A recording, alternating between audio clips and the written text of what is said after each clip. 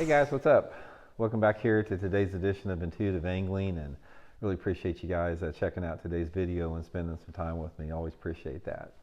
And guys, today I want to share with you all something that's sort of been on my mind a lot. It's not bothering me really, but it's sort of like it's a little bit sad about it, a little bit sort of like one of those things that you experience if you've had a career that's extended for a long time and that career sort of winding down. But anyway, a lot of you guys are like family to me here, and when stuff like this comes up, I just enjoy sharing it with you guys because I think a lot of you guys can relate to what I'm about ready to say here in today's video.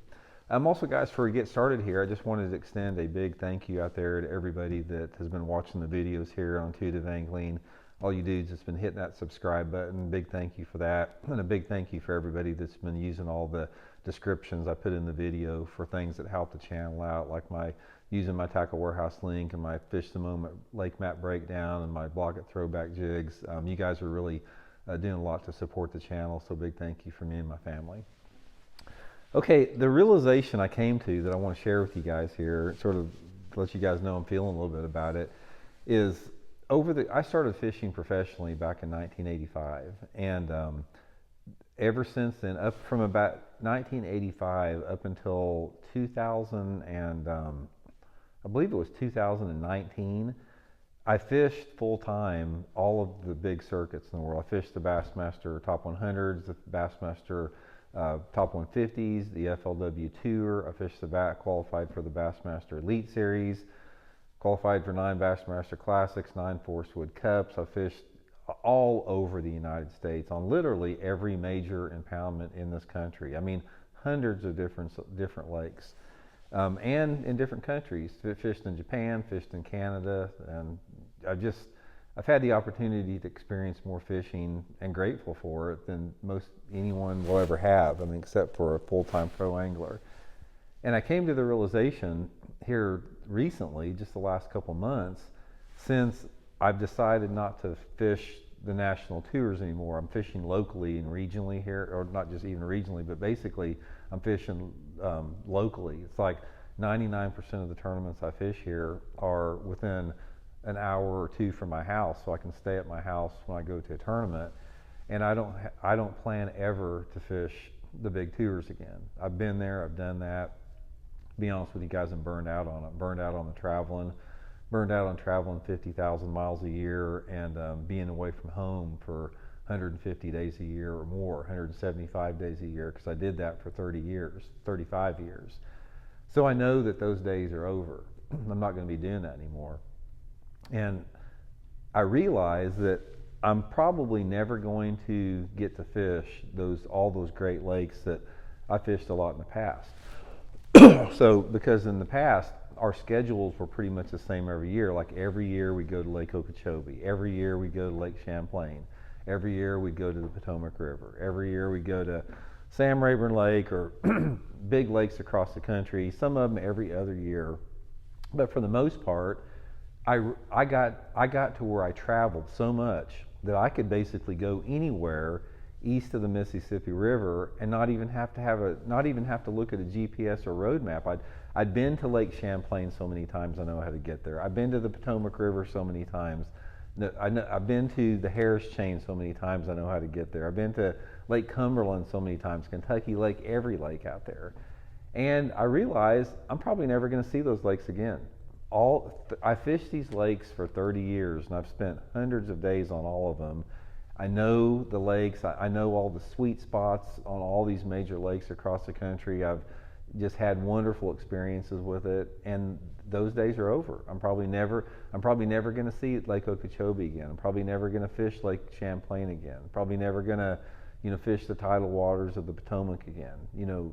Those days are gone, and it's sort of a bittersweet thing because, it's something that when your career winds down, when you've had a career in sports like I have, there's how that comes to an end or how that winds down. It can be just an abrupt stop to you, or it can be sort of like you fade out of it a little bit. So even though I'm still fishing tournaments, I'm not going to be traveling to those lakes, and I'm not probably going to see them again. So And I got thinking about that, and it bothered me a little bit, but it didn't really bother me a lot because I realized that I got the opportunity to do things that most people will never do. I had my day in the sun. I've had my day winning tournaments. I've had my day, at the top and the bottom of the sport.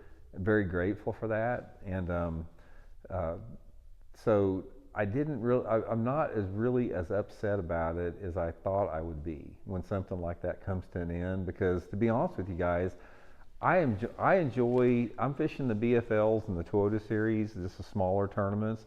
I'm having a better time now fishing tournaments than I did when I was hard charging fishing Bassmaster Classics and everything. It's just more fun because the pressure's off. There's not near as much pressure to have to do well, and there's not near as much pressure to have to drive for 1,000 miles and stay in an odd place away from home for 2 weeks at a time, and deal with 5-lane traffic going through Atlanta, Georgia, and weirdo people that you see on the road at convenience stores all the time.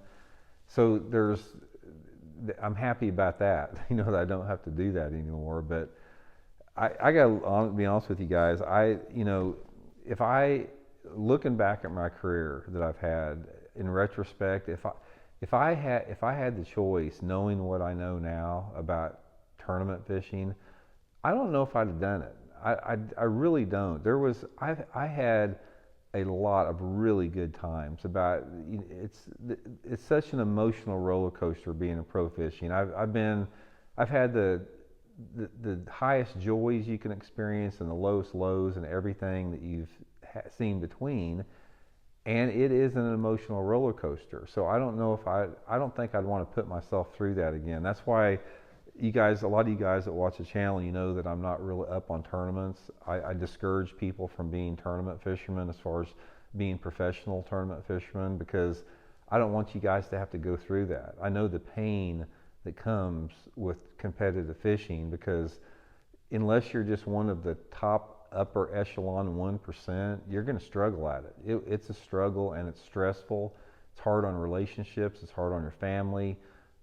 It's hard on it's hard to have any type of stability in your life. So I wouldn't recommend it. So I don't think I'd probably done it again. If I had it to do over again, I probably would have figured out something where I could stay close to the house and fish local tournaments. I think fishing local tournaments, it gives you that satisfaction of that competitive juices are fulfilled, but at the same time you can lead a normal life. And you can't lead a normal life as a professional angler. I can attest to that. I've earned the right to say that because I've learned the hard way that you cannot lead a normal life as a tournament angler. It's something that I respect the people that have done that, because I know how hard it is, and that's why there's a camaraderie amongst the old guys like myself that have done it for decades, because I know how hard it is on every level, and I know what people have to sacrifice to do it. So when I see somebody that's been through the tournament battles like I have for decades, I do respect those people, even if I may not really care for them or disagree with them. I still respect that they have done it. It's sort of the same when I used to fight competitively. You have to respect somebody that, even if they suck, you have to respect somebody that has the balls to get in the ring and put it all on the line. It's sort of the same with fishing on that.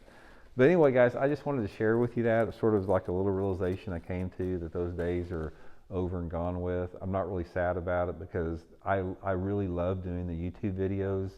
I've made a lot of friends here on YouTube. I feel like now I can give something back. I mean, I took everything for 30 some years. I kept it myself. It's like everything I learned about fishing, guys, I didn't share with anybody except maybe some of my closest friends I worked with in fishing. But I kept everything a secret. And what I've done since I've started this YouTube channel is I'm slowly releasing those secrets that I learned about fishing to you guys. And that's very rewarding, because when I see somebody comment, say, Randy, man, I used the tip that you gave me on jig fishing and I caught a 4-pounder yesterday. That makes me feel good, man. That's very satisfying that I can share something with people that works and helps them catch fish too. So I'm saying that if you think you feel bad for me for feeling like this, don't, because to be honest with you guys, I'm happier now doing what I'm doing with YouTube than I was when I was a full-time top-level professional angler. I was hard to be around, as most pros are a lot of time, because when you are at the top of your game, and there was a period of about 15 years where I was at the top of my game, and that comes at a cost.